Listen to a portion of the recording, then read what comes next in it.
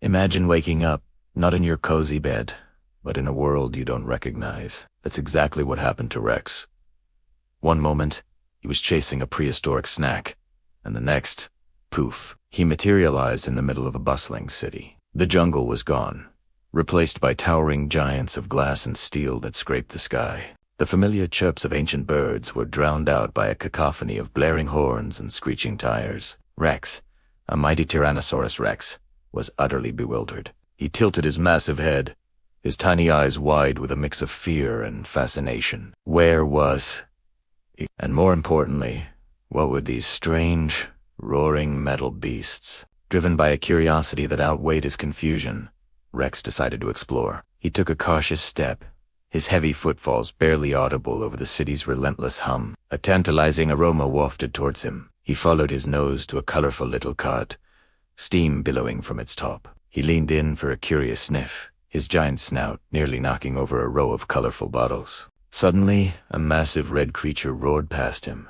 shaking the very ground.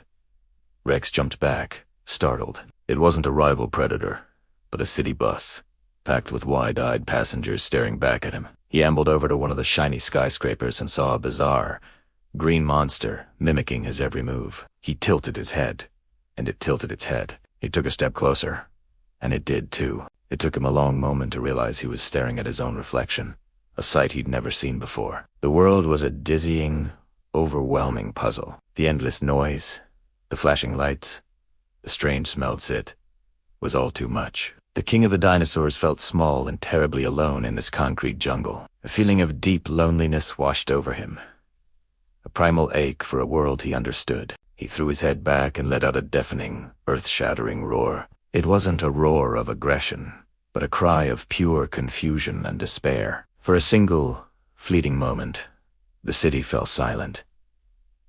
Cars stopped.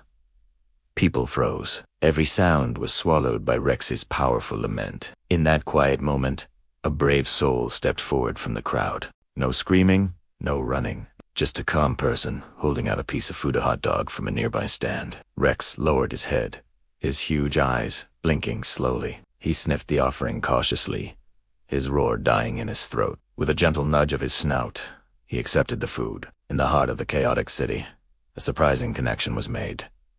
A tiny bridge between two completely different worlds. What happens next?